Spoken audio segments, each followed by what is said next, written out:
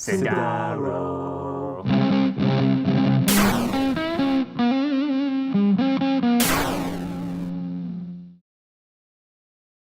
Hey guys and gals, it's me, Superdare Rocket, and one of the main things I really appreciate about the Sonic the Hedgehog franchise is its variety. And I know that's something that some people may find as his weakness, surprisingly enough. But I'm always intrigued whenever they try to adapt Sonic in certain scenarios, whether it be something cheerful and colorful or dark and serious. Yeah, sure, they may not all perfectly land the mark, but you gotta admit, whoever is involved with a particular project, they are definitely committed to whatever direction they want to take our beloved blue hero in. You're gonna give Sonic a sword? Then why not add a grand story involving the Knights of the Round Table, which honestly could make for a pretty decent film adaptation? Not even with Sonic, just with the Knights of the Round Table in general. But I do understand the concern when it comes to this kind of approach. With all this variation of the guy, it can be difficult for a newcomer to jump into the series and understand what makes his adventures. You know what I'm saying? I mean, yeah, sure, you have the classic games which are readily available everywhere nowadays, but what if you want something more modern, and it's free, and is pretty easy to jump into? I know this is gonna sound very strange to a lot of people, I'm pretty sure, but trust me, I will explain. I kind of feel like episode 2 solves this solution.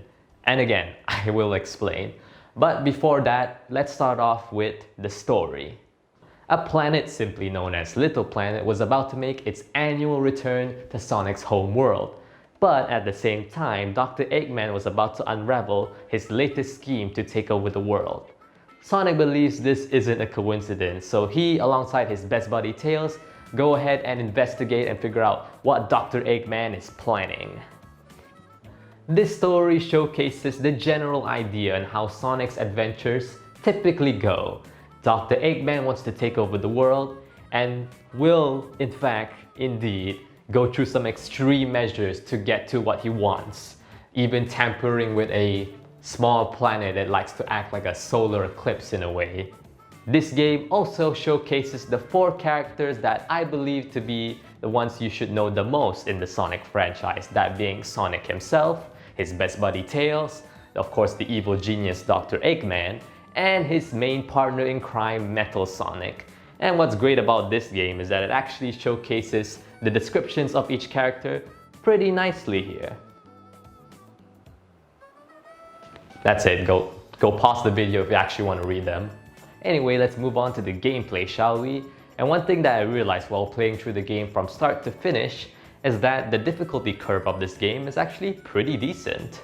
Of course, you start off with Sylvania Castle Zone, which showcases Sonic's moveset pretty well. Of course, you got the homing attacks and the spin dashing, as well as showcasing the main mechanic of the game, the tag feature, which we'll get into later. Later on in White Park, things start to pick up when it comes to the difficulty, but not too much. There's these bite-sized places where you definitely have to be careful or else you'll get hit easily, but it's anything too tough to avoid. That comes later in the 3rd stage, that being Oil Desert, which has these big, large-scale set pieces which can be a bit difficult to get through if you're not careful enough. So yeah, this is where the difficulty really picks up, but don't worry, there's a nice breather in between that and the final stage, that being Sky Fortress, where the main obstacle, which of course is the bottomless pit, which yeah, makes sense, we're up in the air now. And considering this is made by DIMS, the people who are notorious for creating levels with unfair bottomless pits, these were pretty decent to navigate through. Good job. Another thing that I appreciate about this game is that unlike episode 1, where they essentially just take stages from the old games and refurbish them, I guess, here it's a little bit different. Sure, they did the same thing, but now there's a little bit of a twist to the old stages. Yeah, sure, we have a level that is a bit similar to Aquatic Ruin from Sonic 2, but it has more of a castle motif to it, which, yeah, really looks beautiful on the modern hardware.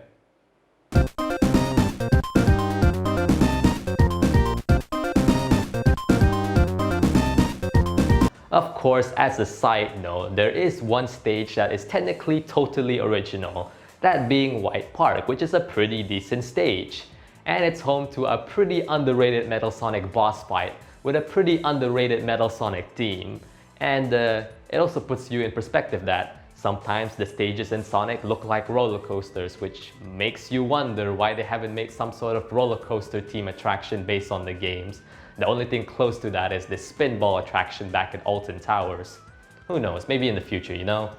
I'm not sure if I'm gonna ride it. I'm not really a big fan of roller coasters, but I'm sure most people in the Sonic community will be willing to try it, you know? Just saying.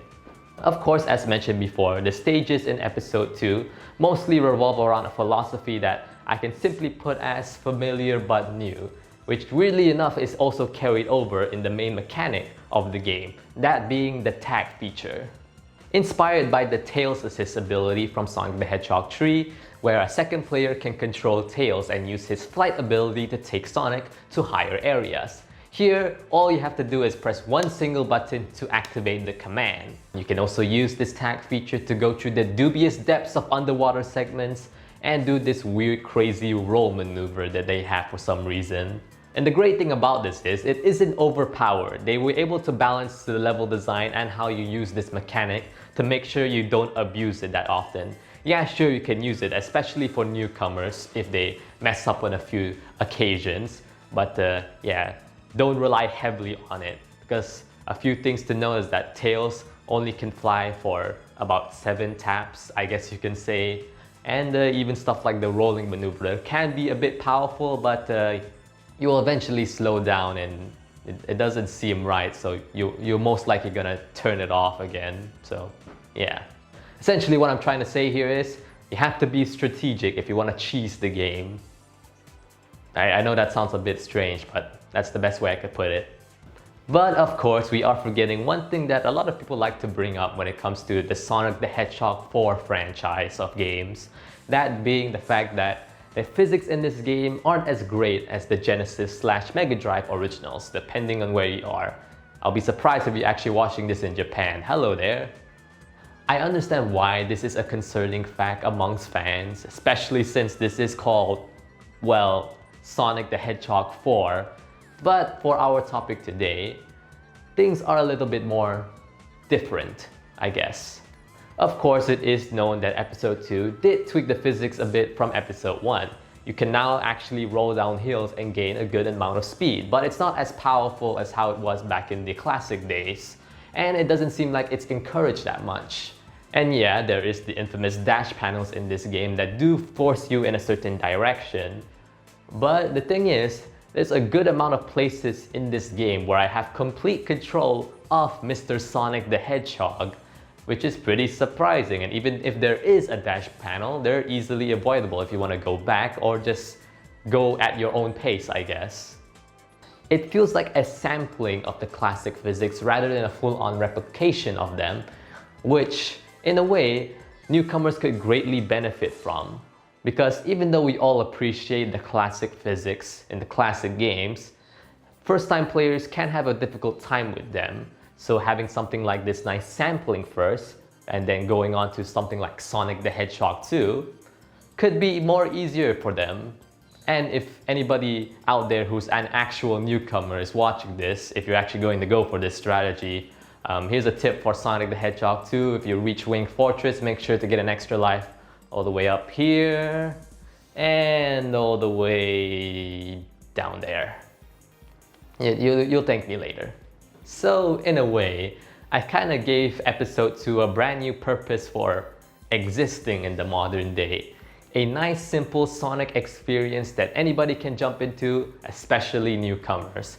And it's free. No kidding, seriously. Back in 2018, it was labeled under the Sega Forever line of games. So yeah, a nice opportunity for you guys to play it right now. Seriously, right now, especially if you're watching this on your phone. And as a Sonic fan, I'm pretty sure this isn't too surprising that I did something like this, because one thing that I really appreciate that the fans do from time to time is take games that don't live up to their true potential and repurpose them in some way.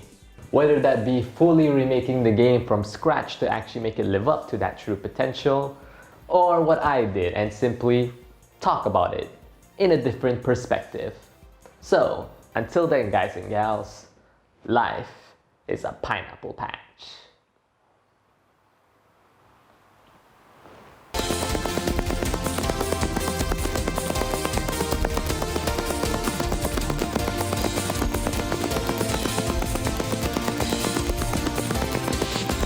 Oh God, my legs.